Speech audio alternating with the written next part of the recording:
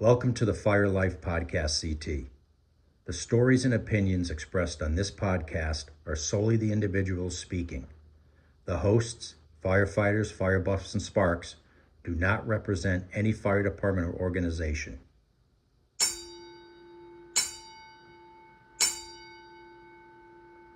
Stand by for fire talk.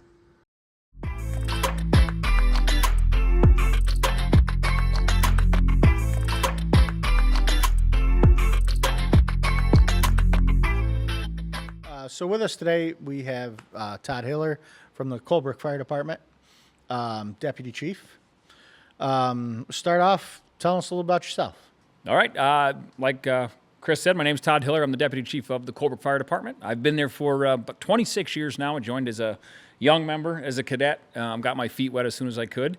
Held every rank, I think, that we have to offer as far as officers, lieutenant, captain, deputy chief, secretary, treasurer. No, I lied. I have not been treasurer, and I have not been chief. That's not a headache I want, despite many requests for me to run. But yeah, so my dad was in the fire service. My grandfather is one of the founding members of my fire company, which is one of the reasons that I was so naturally jonesing to get in when I was younger. So yeah, that's me in a nutshell. Wow, nice.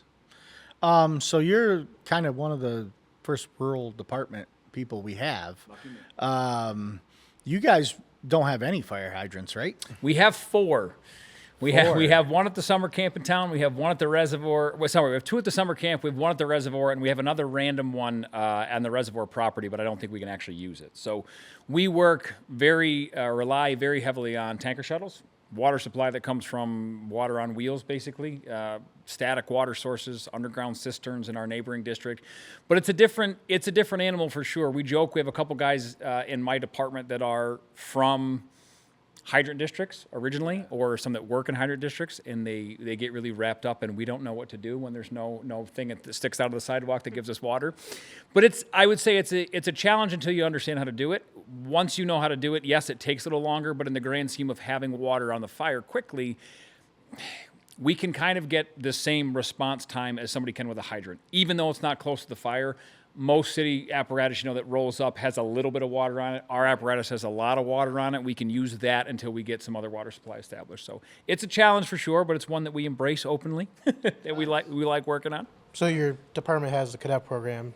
We do, yeah, and actually we changed the age of it when I joined to 14. It used to be 16, and another kid in town and we bothered the department and the officers, my father and the deputy chief at the time, so much that they had a bylaw meeting and said, for the love of God, just change the age so these two can join and they'll be quiet and stop bothering us. So they changed it from 16 to 14, and I very happily and readily jumped in and gave my dad an application, much to my mother's dismay. It was, so they changed it for us. We have it now, and it's tough to get kids to volunteer. It's also tough to get adults to volunteer. So I'm trying to get the neighboring towns and the officers and I a way to get you probably into the high school and pull in some younger kids and give them the information. I think so much is lost on the average person, especially the average kid. I knew I could join the fire department because my dad was in it. Right. My best friend knew he could join the fire department because I was in it. Most people in town have no idea they can just fill out an application and come volunteer. We have a guy who's joined in fire police. He has lived in the same house a half a mile from our station for 42 years. He joined 2 years ago. I asked him, why did you never join the fire department? And he said, nobody ever asked me. So I think there's a really big disconnect between people thinking they need some magic qualification to be, or to just even fill out an application and say, hey, I want to do this, and not know that we will help train them and help get them established. I think that's just an unknown for a lot of people. So hopefully if we can get into the high school and let that community know, like, hey, if you have questions, come ask us. Ask the actual people of the department. We'll give you an application. We'll answer your questions. So I mean, that could work because you guys have a regional high school, right? For sure. And so that's the plan, is to take like an officer from each department, from all 5 towns that are allowed or that go to the regional school, and I asked the principal, I've been bugging him for like a year, and I said, give me 35 minutes. We will do a quick 10 or 15-minute speech and then give us 15 minutes afterwards to answer everybody's questions, but they can actually go to their town's representative. I could give them lots of information about our neighboring departments, but if they say, oh, I live in the town of Barkhamsted and I'd like to join one of the Barkhamsted departments, I could say, go see Chief Bird. He will happily answer your questions. And I think that will... kids, I think a lot of kids will still think the fire service is cool. I think they just don't know they can join. Yeah. So I started on the town of Farmington fire cadet program in there around age 12, 13. But my godfather was chief in Plainville, and a lot of other firefighters, kids were on Plainville that joined Farmington's Yep. cadet program. But that cadet program, I mean, some of my best friends I met from being in the cadet program, and I still have those friendships today, and it's just I wish they did more. Yeah. Like, And I think it's one of those things that word of mouth is huge. And, we always joke that, like, I say telephone, telegram, tell a kid. You want somebody to know something, tell one kid, the entire school will know 45 minutes later. I mean, whatever it is, good, bad, ugly news, doesn't matter. They will get it across, and especially now that they have cell phones. But I think that was the pull. For when I was a kid, my brother and I were both members, and so were my cousin and her younger brother, because both of our dads were members. From that, I had two friends that came on because of me. My brother had a friend who came because of him. My cousins each had a couple friends. And all of a sudden, we went from having no explorers in no cadets to having 10 or 11, because we were like, hey, let's, come do this cool thing with us on Tuesdays. But I think until that one or two people know, they're not just going to show up by osmosis. So we have to introduce at least a couple, and then hopefully that will snowball. That'll snowball and get some more. Nice. Yeah. Why don't you tell us a little bit about your department, because it's kind of an interesting setup, just because of geographical area and whatnot. Yeah, so big geographical area. Historically, 1938, our center station was formed in the center of our town. They said we need some fire protection, which in the grand scheme of things, we did a really good job with fire prevention apparently for a long time. If it took until 1938 for enough things to burn down that they said, hey, maybe we should, help with this. 38, they started the center company. They used to park the engine in what now is the senior center / town hall. On a wooden floor on the second story. So the meeting room was... It was a barn. Yeah, the meeting room was underneath. So if you went underneath, every once in a while, we used to go, I don't know if I want to stand here with a fire truck parked above me. I'm going to go outside. So 38, that was established. They operated out of that building for a long time. But in 1949, my grandfather and 6 other guys who lived in the lower section of Colebrook. So we are a small town population-wise, but geographically, we've got 24 square miles. Sort of 22, I think it's 22.9, somewhere in there. Don't quote me, just Google it. But because it's so spread out, old fire trucks that didn't go very fast at 2 o'clock in the morning when it was snowing sideways, it took a really long time to get from this end of town to this end of town. Well, it's important to say that this end of town to that end of town also, the elevation change is massive. Yep, it's a big drop in elevation, 500-600 feet. Everything is a hill, either up or down to get to either section. So the folks in where my grandfather lived, the farm where I grew up that was my great-grandfather's, is called the Robertsville section of Colebrook. That was where they started it, and they said, listen, to get to this end of town, it takes too long. We got to do something about this. So they started what is the Forge Company of the Colebrook Volunteer Fire Department in 1949. September 6th, they incorporated. They drove to the state capitol in Hartford back then. Back then, you would give them your articles of incorporation. I still have the original ones. They would sign them and stamp them with a date and then give them back. You would take those and go to your town hall and say, hey, say the state says, yes, we're allowed to do this. Now, you please say we're allowed to do this. So that was in September 6th of 1950. So coming up on 75 years later, we're still there. So 2 stations, 2 physical locations, 2 sets of apparatus. So all of that comes with its own challenges. Right. Technically, we are allowed to go to either station, get any piece of apparatus as long as you're a member. But the hard part is that we respond to the station we are belong to as members, because typically that's either closer to our house or that's the one we're used to going to. So spread out, it's challenging anytime you have a big geographical region. So one of the ways we tried to combat that is to have 2 stations. And the good news is that with either station, we can get just about anywhere in town pretty quickly. The low-end station is on Route 8 that runs all the way through our town up to Massachusetts. And then the station in the center of town is just off of Route 182 and Route 183 that also runs from Winston to Massachusetts that way. So, yeah, we get a pretty broad coverage. 2 sets of members. It gets a little tricky with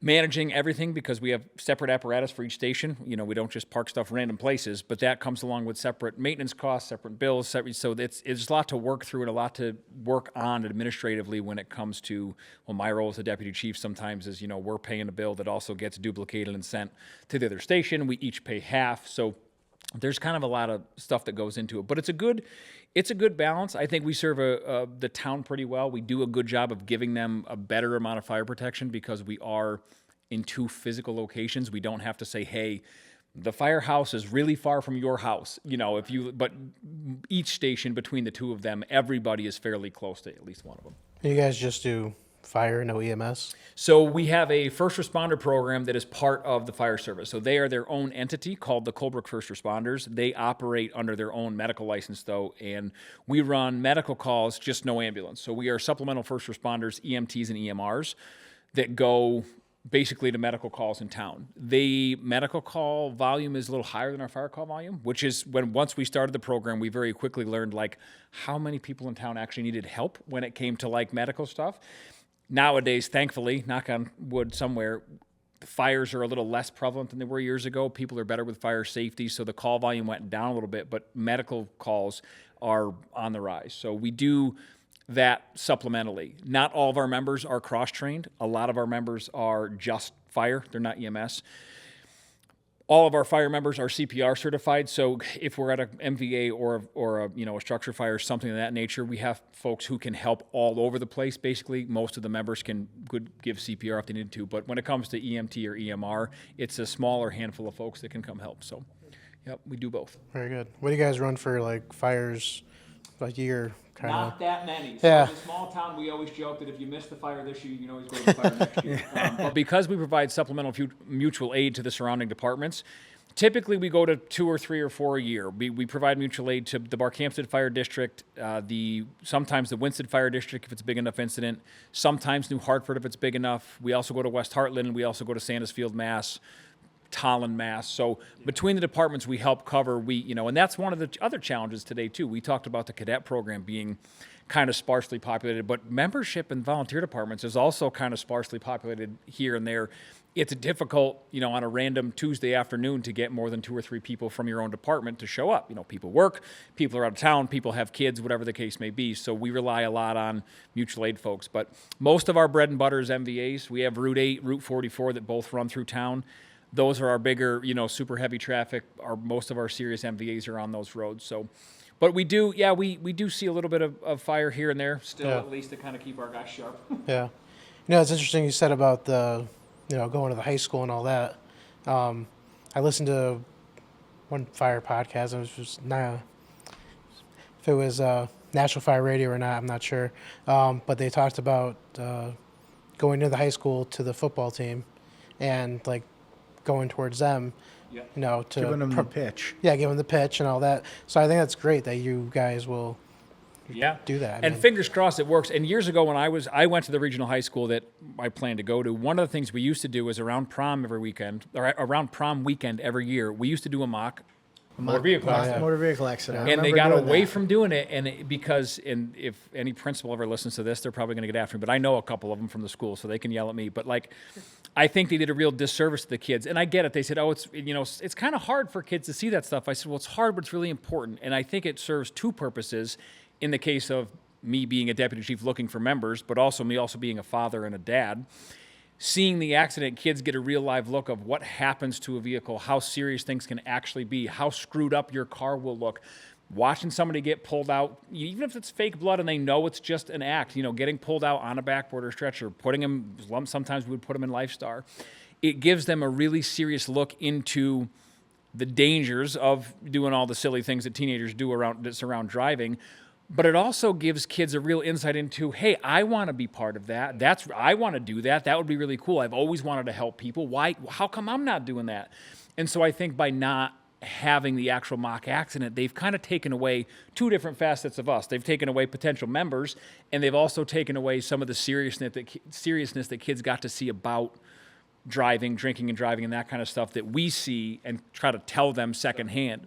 I actually participated in that because I started on Colebrook, and I went to that the first year, and I was actually impressed with how far they went.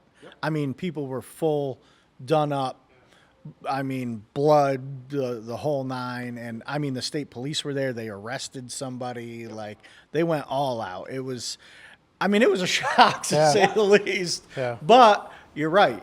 For one, people see it and go, wait, if those, because we had, at the time, we had the junior program, and I think we had 2 juniors at the time, but they participated with us. Yeah. And they were like, well, if he can do it, how come I can't do it? And then Yeah. on top of that, it was, you know, the whole point of it was to try to get kids not to drink and drive. I'm proud of Yeah. that. Yeah.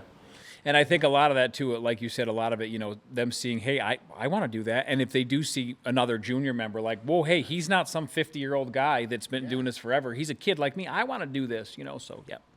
Fingers crossed. Maybe we'll bring it back. Yeah. I'll bug the principal about that. Well, and that's community involvement-wise too. I think there's a lot, even members of the community, a handful of years ago, we started doing an open house that was my idea and my baby. And at first everybody was like, that's dumb. You know, if you've spent any time in the fire service, you know, there's a lot of, we've always done it this way. We don't need to do it that way. We don't need to change. We'll be just fine. But, you know, probably 5 or 6 years ago, I said, let's do an open house. And my members were like, Chief, no, you know, no, we don't want to shake hands. We don't, no, we want, no, thank you. So I bothered them enough. And I said, I don't very often pull rank, but we're doing one. And this is when we're going to do it. And we're going to eat, drink, and be merry. But one of the best things that has ever come out of that is when the community comes out, so many parents and adults and townspeople and taxpayers have said, I had no idea that, one, I could join. I had no idea how much it costs to run a fire department. I had no idea you guys literally also have full-time jobs, 2 kids, a spouse, sometimes a part-time job. We never knew that this was how we got our fire protection. So it was hugely eye-opening for them, and it was so good to connect with them and give them that info. We made a cardboard cutout. Of you. Of me, unfortunately. I tried to get somebody else to post for it, and nobody would until we finally, the open house was coming, and we needed to make one. So John had one made. But we labeled, I put on my turnout gear, an air pack, a radio, helmet, you know, the whole 9 yards. You had a tool. Had a tool. And we stuck price tags on everything that I was wearing. And at the open house, people were blown away. They were like, an air pack costs how much money? You know, a set of fire gear it's what? So when you give them that picture, I think it's helpful. Well, it's twofold helpful. One, it's helpful for them to know and understand that we are working on a town budget and we're not just money hungry. You know, every time there's an increase in any town's budget, the first thing people say is, I don't want to pay more taxes. Why do you need more money? A lot of times that's hard to illustrate. Nobody gets to see how much it costs to build a bridge if your town replaces a bridge. But if we open up our doors and say, hey, listen, an air pack $7,000, and those are the cheap ones. You know, a set of gears $4,000 or $5,000. You know, a new radio is $4,000. A set of boots is $500. People go, oh my God. Yeah. Times however many members we have. By the way, it expires in 10 years. We have to buy new stuff. So there's a lot, I think, that goes a really long way with the community in helping them understand a little bit more about what we do and how we do it. That's a good way to do it. It's especially definitely the best way to get your budget raised. Yeah. Sure. Next time we're gonna have somebody else dressed in the cardboard cutout. Though. No. Yeah, not you this time. No, somebody else. I like it. So should we talk about the podcast that you have started? I suppose, yeah. I started as, in addition to being the deputy chief, one of the things I've always loved about the fire service is camaraderie and the kind of encouragement that comes along with being part of a team. I found in talking to people, both young and old, that there's a lot of people in this world that are simply lacking an encouraging word, you know, and lots of folks in the fire department have kind of had really tough days. Well, let's face it, nobody calls us when they're having a good day. They call us on their worst day. So I gave a lot of thought to the things I like to talk about, the things I like to help people with. And out of this, I spend a little bit of time on social media trying to just be positive, provide a little bit of insight, not just fire department related, just life related, work-life balance, burnout, mental wellness. And so a handful of people had kept saying, like, you know, you're so good at talking about this, you should start a podcast. And after about the 5th comment, I was like, okay, fine. So I recorded an episode and figured someday I would post it, and I posted it, and we're off and running now for about 4 or 5 weeks now. So it's still fairly new, but it's called Todd Talk. If you're looking for encouragement or some insight into how to escape being too busy, like I said, one of the things that I looked at with burnout and mental wellness was the fact that a lot of people don't understand, like most volunteer firefighters have a whole other life that comes outside of the demand that being a volunteer is. And not to pick on the folks that were volunteer firefighters 30 years ago, but it was so different. when firefighter 1 first started, it was like 30 hours. You know, it was called basic firemanship. You went 4 or 5 weeks in a row on a Saturday. Put the wet stuff on the red stuff, and here's how you put a raincoat on. You know, now fire 1 is up to hundreds of hours. Fire 2, 220 something, 221 hours or something. Yep. You know, so all those changes that have come, I think so many people get lost in I want to give everything to the fire department, right? Because we do. I'm guilty of it myself, but I was the guy who could never keep my right hand down. Fire department, town boards, nonprofit, I was like, yeah, sure, I'll do it. And my wife was like, you're out of your mind. But so from that, one day, as talking to some of my other members about being devoted to the fire department, I have always had a rule as the deputy chief, like family first, your actual day job second, you know, because you don't want to get fired. Pay the bills. Right. And then the department, and guys say, well, I can't, I'm sorry, I can't be around for a couple of weeks. I got this going on or that going on. I said, I don't care. That's okay. I don't care. But I realized that doing that, so many people have this really unbalanced life that they walk through and try to navigate. And I was one of them, you know, so I was so busy that I was all over the place and trying to balance, you know, my little lifeboat of life, and I had too much stuff piled in it, and I was like, it's gonna either sink or I'm gonna drown if I take on one more thing. So that's kind of what started Todd Talk, was to try to help people back out of that. Since then, I have quit a whole bunch of town boards, given lots of responsibilities to other people. It was glorious. But yeah, so that's kind of where it started, and that's where it, yeah. Well, I listened to the episode where you're talking about, you know, saying yes and all that. Like, yes, I'll, you know. Yep. Always, but that's like the fireman in you and the person that wants to help, you know, you want to. Yep, and I think that's one of the things I have said for a long time is give yourself permission to say no without feeling guilty. I think the volunteer fire service is full of people that have a servant's heart and they want to do good, and you get to a place, and I know I did, where I got to a place where I felt like it was my duty to say yes to everybody's needs. I felt like I could never say no. Like, oh, can you help with this town event? Sure. Can you help with this town event and bring stuff from the fire department that we know you have? Sure.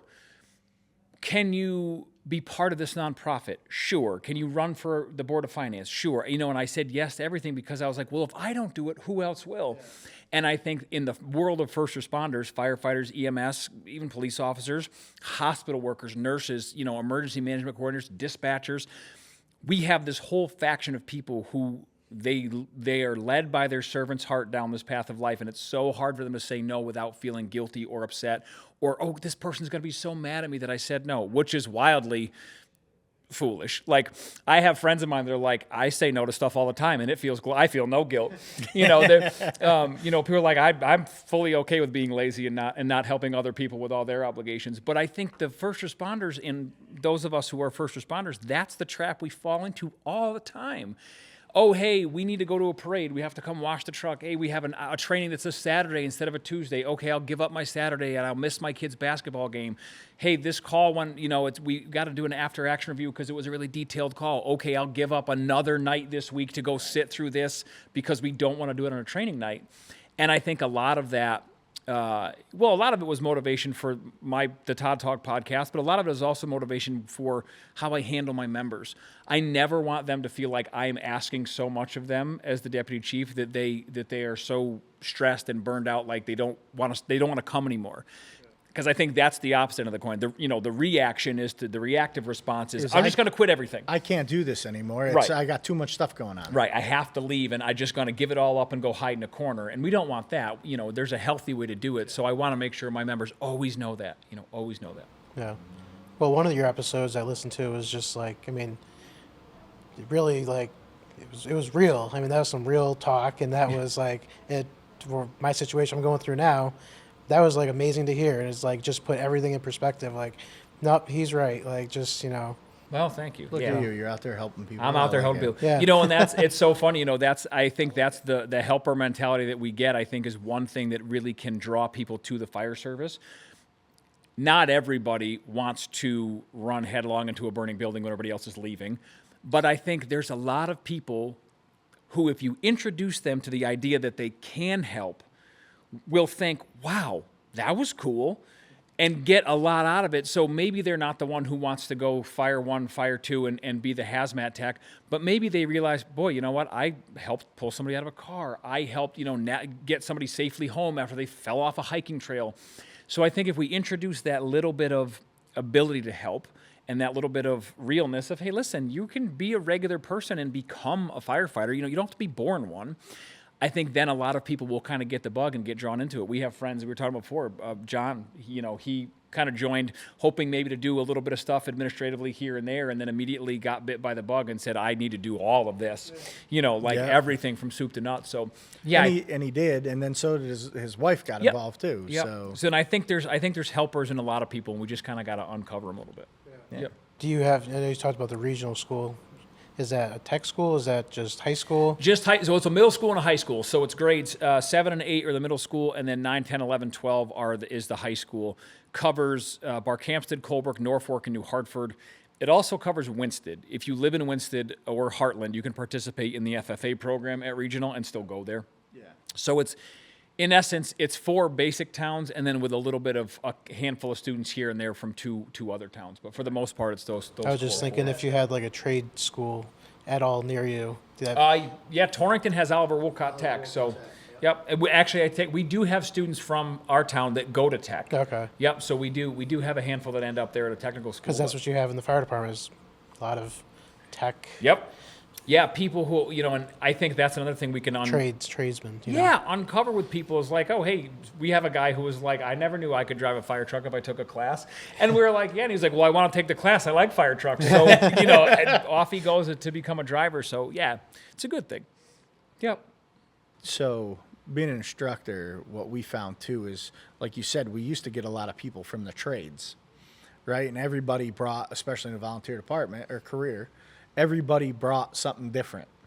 Oh, hey, we need to put up a wall. Oh, well, we got 2 carpenters. They can, and stuff along those lines. But nowadays, there's very few people that are in the trades. Yeah, that's for sure. So things are changing, especially on like the training side, where before it's an analogy that's just funny that it used to be everybody knew how to use a chainsaw. And now they show up and they go get the chainsaw off the truck. Well, what's that? Yeah, which end do I hold? Yeah, literally. And the one that won't cut you. You have to show them, and some people, old timers get upset about that. That like, I can't believe I need to show this kid this, and it's like, but it's a different mentality nowadays, I think the one good thing that comes along with that is, and I always joke that like I am technically a millennial by birth year. However, I'm like an old soul millennial. I grew up on a farm. I was the son of a carpenter. But so, growing up on a farm, the son of a carpenter, like I learned to do lots of stuff. My dad said, you will not be helpless when you're older. You will learn to do all these things. But not everybody's like that. But I think the one good thing that came out of that now is we have more tech advancements in the fire service. Let's face it, I think that hopefully now that we have generations of kids or folks joining the departments that are used to that kind of stuff, it will be a little bit better, a little bit less of a learning curve for them than it would have been for some of our older members. Not picking on the older members, but like I always remember my dad talking about the first SCBA we got in our department. They kept it in a box in the back compartment of the engine. And I said, but how would you get to it quickly? He said, nobody wanted it quickly. He said, the last guy in the door was the one that got stuck with it. Yeah. He said, everybody else used to just go in and go, hey, get the pack, kid. We got to use it. Take a deep breath, run in. Yeah, but much the same now. We use SCBAs all the time. But I think things like, our packs now can have Bluetooth locators in them. The incident commander can watch you on a tablet of where you are, which floor you're on.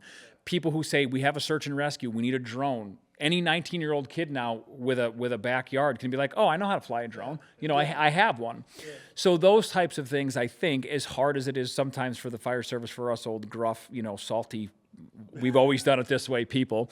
And I try very hard not to be that way. But I think that push is definitely coming when it comes to suppression, location, integrated radios, Bluetooth. I mean, Bluetooth radios now that when you talk, they can follow you through the building. So there's a lot of things coming, I think, that at least that younger generation, even though they're not tradespeople, so to speak, at least they will have some working knowledge of what to do. And that might be another way to pull them in. I've always said that, like, we have to get people in the door somehow. And everybody always jokes, if you get a brand new fire truck, like, people run to the station to join because it's big and new and shiny and fun.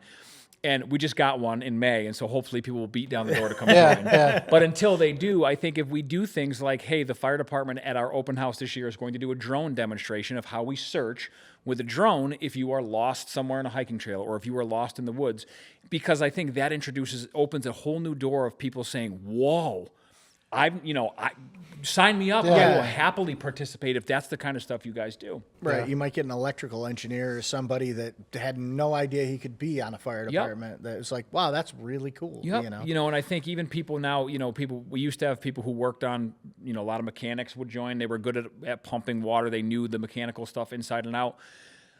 Nowadays, most trucks are automatic. You push D for data away and, and off you go. Yeah. So I think as much as we have that, having things with the truck that allows people to either utilize a little bit of technology or make it a little bit more, they'll be a little bit more receptive to learn, is things like light towers, things like integrated generators. I think the world of firefighting, at least, it's slow to move and to change with the times and technology, but I think at least it has started to walk that way.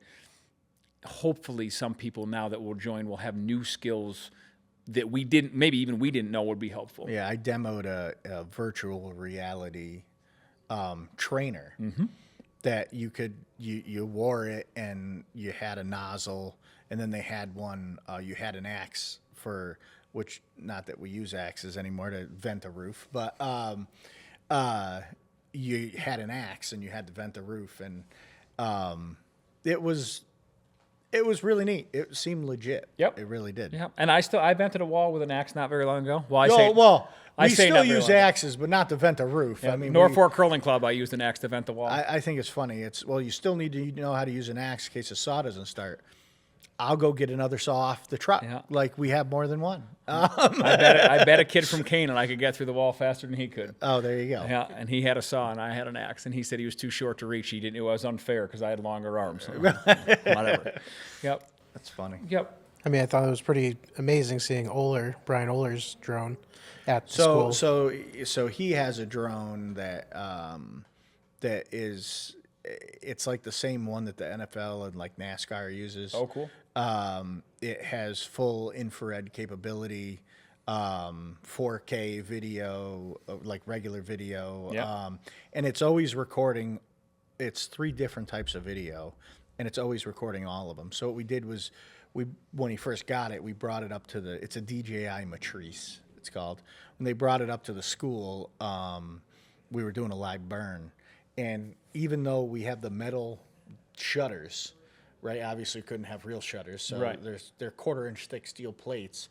He could actually see the people in the room behind the shutter because they were so much colder than everything else around them. Yep. It was incredible to see. I mean, Yeah. It wild. was It was cool. really cool, and so far, a lot of our fire departments up near us know that he has it, and everybody has his phone number. So I know Sheffield, Mass called him, and they were looking for this kid for like 8 hours, and the woods got lost, and he wasn't there for 15 minutes and found him.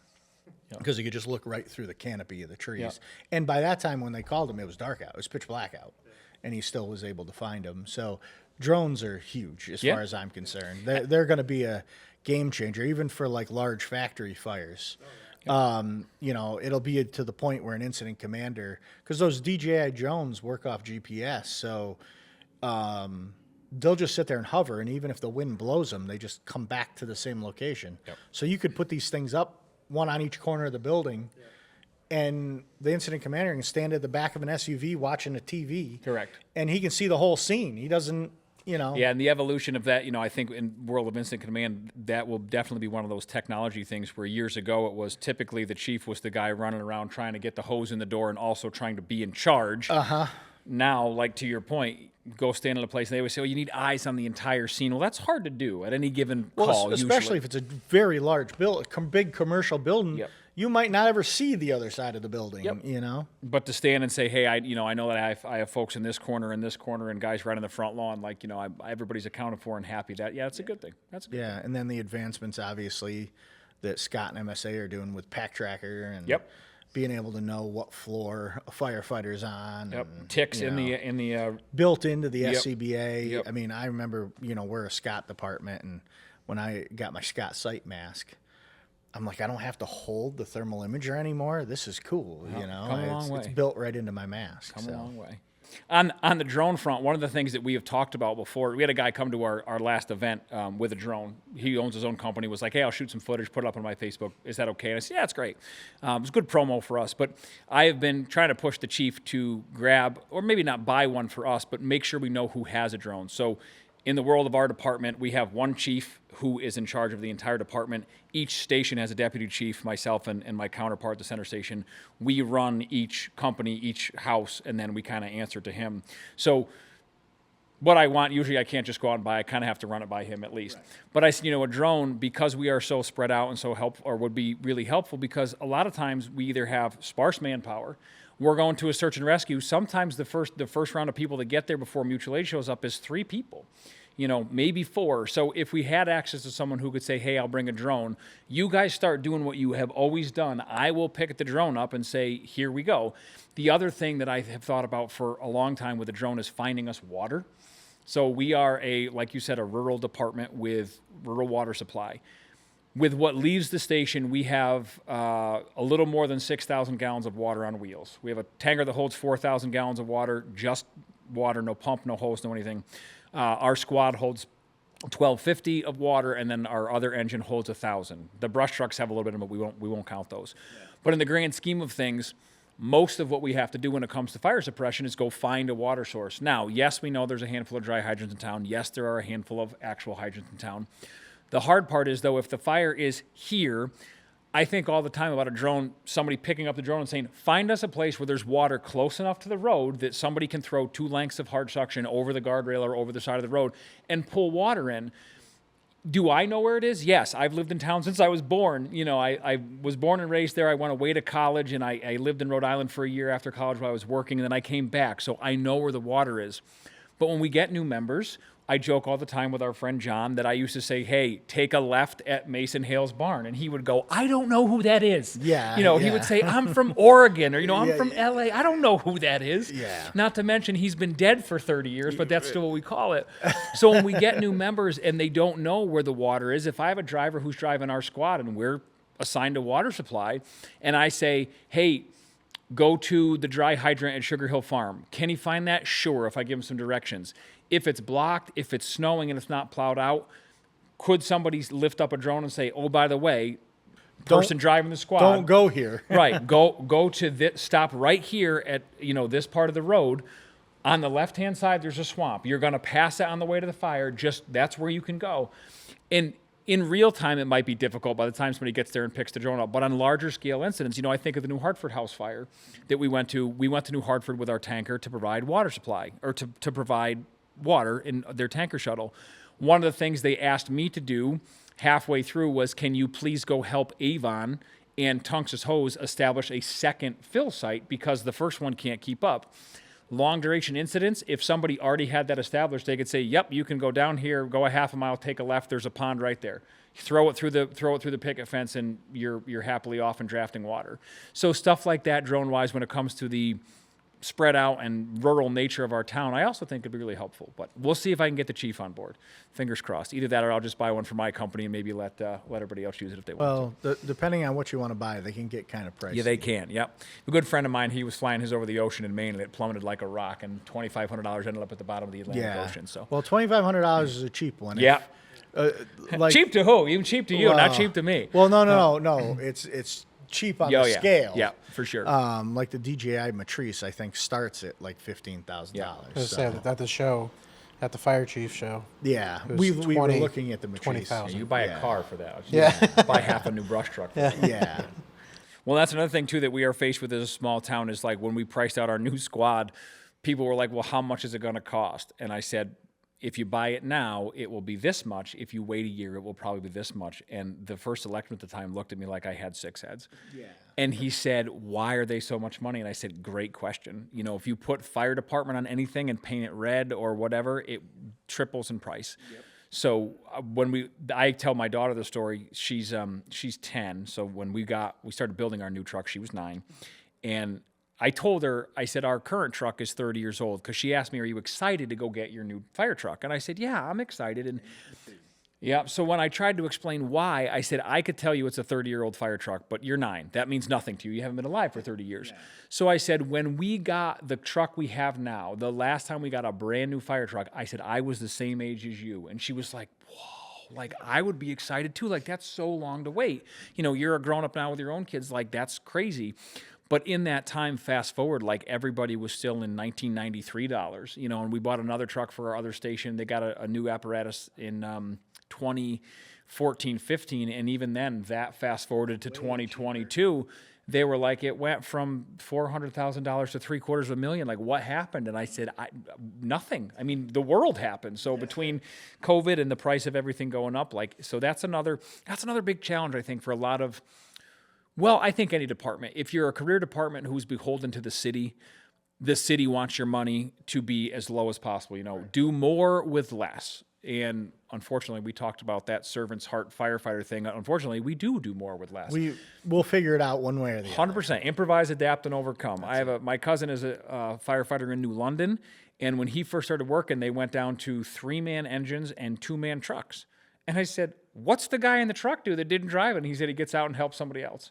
So, but they never went back. You know, this was 10 years ago. They said, due to budget cuts, we're going to go down and reduce staffing a little bit, but they've never gone back up. So, and I think whether you're a city like New London or Hartford or Waterbury, take your pick, Bridgeport, doesn't matter, or you are a small town department, I think the cost of doing business and running it is such an unknown to so many people that I think there's a lot lost on whether it's voters or taxpayers or whatever when it comes to, hey, we're not trying to, you know, build the Taj Mahal here. We're just trying to make sure we can keep the town safe or the city safe. Right. Yeah. I mean, when we bought our ladder truck, 01, it was $750,000. Mm-hmm. We're looking at pricing now, and we're looking at $1.5 million. Yeah. Winston's was 1.3, and that was last year already. Yep. Crazy. Yeah. It's insane the way the costs went up, but it just is what it is. Yep. There's only so many manufacturers out there, and they all have the same costs. So. Yep. We were happy with ours. They were actually the lowest bid just by chance. We were the ones we wanted to build it, and they happened to be the lowest one. So it was a double win for us. Yep. So your squad is actually a 1,000-gallon engine, right? It's 1,250 gallons of water. It's a rescue pumper, so it holds all of our extrication tools, vent saws, wheel saws, rescue jacks, rescue struts, cold water rescue. So it's a true squad. It's a rescue and an engine. Yeah, it goes out the door for everything. And that was one of the things that we ran into with low membership. We would get an MVA on a main road. Somebody would say, should I bring the rescue or should I bring the engine? There's only 3 of us. That's all we're going to get because everybody else is at work.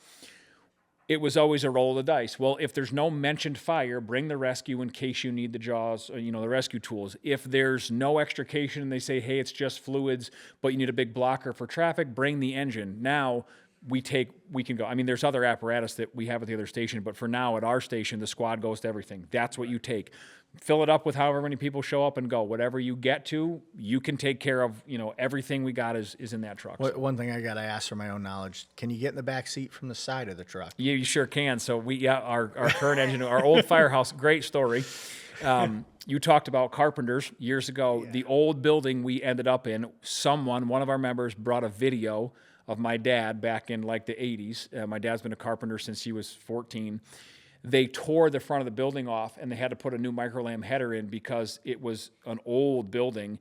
And when they put the garage door in, it wasn't big enough for the truck. So without changing the footprint, they stole as much room as they could. You could park the engine in and the tanker in side by side. You could get in the driver's side door of the engine and the passenger side door of the tanker. And that's it. And that's it. You couldn't get in the other doors because they were 4 inches from the wall. Just enough room for the mirrors. And the other side of the firehouse was where we parked at the time was a rescue. It's an F-350. Now it's a brush truck. But if you backed up too quickly and went over the lip of the garage door with the front tires, the light bar would hit the door because it had an inch of clearance. But we've come from that, and the reason our truck was short, like Chris just mentioned, was when we built it, we said we want it to hold 6 people, but we can't have it be this long. So the manufacturer said, well, we'll give you suicide doors instead. So you walk up on the pump panel, you open the door, it swings onto the pump panel, and you climb in kind of backwards. Yeah, so that you actually got in and exited the rear of the cab through the pump panel. Yeah, off the pump panel. And all 4 seats were like a bench seat, and you faced the pump panel. So everyone was riding backwards, which is no big deal. But the problem is is me and him took up 3 of the seats. Yeah. We eventually took the 2 middle ones out. And we would roll, like when I was on the department, with 6 people. Yep, and full. it's like we're all trying to like get our stuff on, and you were literally crammed up against the wall, and the next person, Yep. it was, and your knees hit the back of the cab. Yep. So, The I mean, doors, it yep. was as small as humanly possible, Yep. and we made it work. Yep. And trial You by know? fire, that truck, when I was a kid, I was 17 years old, training to be a driver and a pump operator. We got towed to a structure fire in Barkhamsted. We were the first ones there. The chief at the time and my father were the only 2 interior guys that got there. They were like, "We're going in." And I'm like, "You're going in where?" And they were like, "We're going in the fire." And I'm like, "There's nobody else here." And the chief was like, "Well, then you run the pump." And I'm like, "You want me to, if I let my dad die, my mother's going to kill me." So I'm like, "Okay, well, let's, crash course." And I had used it before, but as a 17-year-old kid, I was like, "Okay, well, yep, we're gonna figure this it out somehow. Yeah, but it was so it's been a good truck for a long time. But that was I remember that like it was yesterday. I can still tell you who lived there, how the fire started, what they did. It's funny how you remember that. Yeah, so I right on going up just past Park Road in Barkhamsted, going up 191, going towards Heartland. They had taken their wood stove ashes, put them in a plastic trash can, and set it on the front porch. That so annoys me. The fire it started the siding on fire, but it burned through the siding into the house. And instead of burning like the exterior and the porch and the siding, it started into the interior of the house and started running through the house. So my dad and the chief were like at the door, and I'm yanking levers and God hoping that I can get water to come out the other end of the fire hose. But yeah, it is funny how you remember stuff about that. It is a 1993 Spartan cab and chassis with a Marion fire truck body. It is for sale if anyone would like to buy it. It honestly was a great truck. Yeah, it's a good truck. It's I been a love really good that. truck. I love that truck. Yeah, it's been a really good truck. You know, I was only on Colebrook for a year and a half, but that was the truck. I was part of Forge Station, and that was our truck. So yeah, that's interesting. Yep. How you remember that. A lot of stuff. fire stick in your brain for lots of different reasons. A lot of calls, a lot of MVAs. I remember the first time I pulled a little girl out of a car that was flipped over. I still remember her name, what she looked like, what she was wearing. Thankfully she wasn't very hurt, but like it was, Lord knows how many years ago. But like those are the things that stick with you. Yeah, for sure. Yep. We could do a whole episode just on that. Yeah, interesting calls. The reason, well, and that's another thing we talked about, like the encouraging members to make sure they're okay when it comes to that. Like most of the time, I always joke that like I got exposed to the fire service through my dad when I was very young. I was at the firehouse. I was begging to go to calls. There was a structure fire right down the road when I was like 8 years old or 9 years old. And the old-fashioned plectron went off. It was a snow day from school, and I heard it, and I was like, cool. My dad was on his way home from work, and he got home in the door, and I tried following him out to his truck. And I made it almost there, and my mom was like, where are you going? And I was like, I want to go to the fire. What the fuck? You're 8 in the house. But I think a lot of people join the fire department, and they're eager to help, but then the first time they go see something that they're not ready to see, they're like, oh, God, I think I have to quit. So I always touch base with my members about, you sure you're okay? And I know I'm a big proponent of knowing your membership. I know what people in my department, what my members specifically like and don't like, and what they are ready for and what they're not ready for. I have 2 guys who have been in the fire service. If you combine both their years, they've been in the fire service for more than 80 years. However, neither one likes heights. I do not ask them to go on the roof unless they absolutely have to. They will.